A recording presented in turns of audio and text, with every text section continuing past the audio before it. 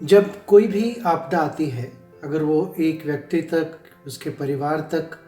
या किसी काम की जगह पे सीमित हो, तो वो थोड़े दिन के लिए थोड़े लोगों को प्रभावित करती है।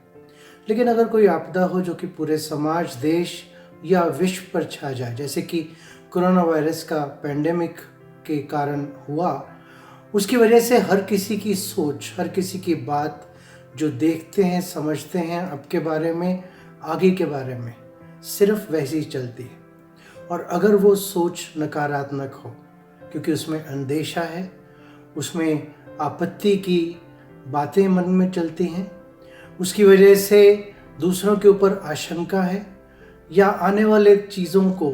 सोच सोच कर ही इंसान परेशान होता रहता है, तो वो एक के बाद एक बढ़ती ही जाती है और हर किसी का, जिसको टॉकिंग पॉइंट कहते हैं, वो हो जाती है। इसके कारण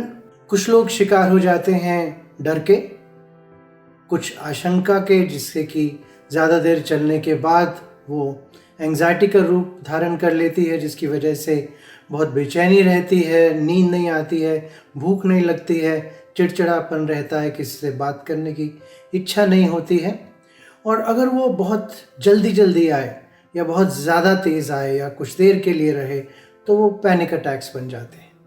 इसी तरह से ये सोच के कि क्या होगा, कैसे होगा, ठीक होगा कि नहीं होगा, उसके बारे में नकारात्मक विचार चलते हैं, भावनाएं चलती हैं, उदासी रहती है, किसी काम में मन नहीं लगता है, किसी से बात करने की इच्छा नहीं होती है, तो वो उदासी हो सकती है। लेकिन उदासी अगर ज़्यादा देर तक चलती रहे या हमारे हर जीवन के क्षेत्र में उभर कर सामने आए, तो वो डिप्रेशन का रूप धारण कर लेती है। इसी के साथ साथ अगर ये विचार चलते रहें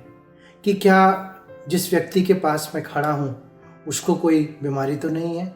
या मैं जहाँ जा रहा हूँ मैंने किसी चीज़ को टच तो नहीं कर लिया, और उसी के चीज़ के बार बार विचार चलते रहें, तो वो ऑब्सेशंस हो जाते हैं। और अगर मान लीजिए हर कुछ देर के बाद हाथ धोने की इच्छा करती है, ऐसे लगता है कि ठीक धोने के बाद भी वो साफ़ नहीं हुए, या ऐसा लगता है कि मेरी वजह से किसी और को वो चीज़ हो जाएगी, और उसको करने के लिए, ठीक करने के लिए हम बार बार अपने आप को या हाथों को धोते रहते हैं, आसपास की साफ़ सफाई को हर 5-5, 10-10, 15-15 मिनट में करते रहते हैं, तो वो कंपल्शंस बन जाती हैं। इन सब से किनारा करने के लिए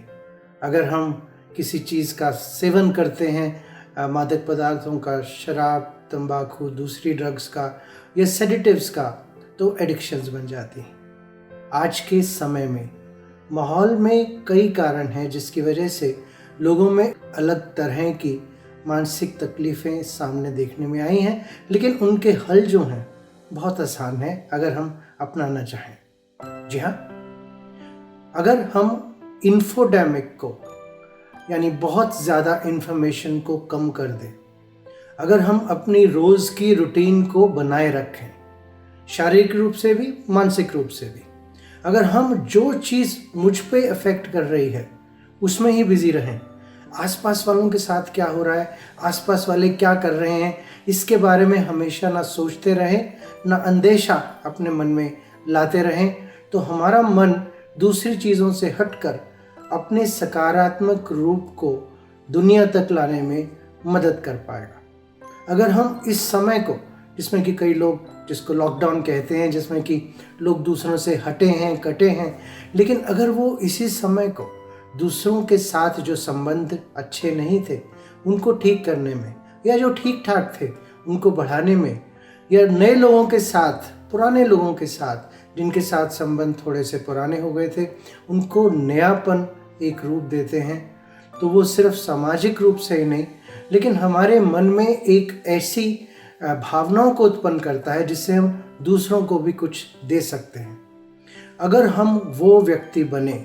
जो अपने मन में सकारात्मक विचार, भावनाओं, आशावाद और आने वाले समय में आपदा में से अवसर को ढूंढकर किस प्रकार से अपने को, अपनों को, समाज को और पूरी सृष्टि को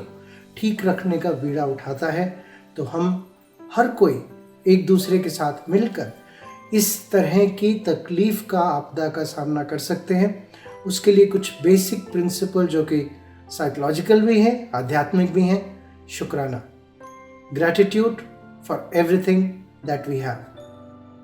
किस प्रकार से मैं दूसरों की मदद कर सकता हूँ, और जब मैं ये सोचने लगता हूँ तो मेरे पास अपने आप ही मेरी अपनी शक्तियाँ,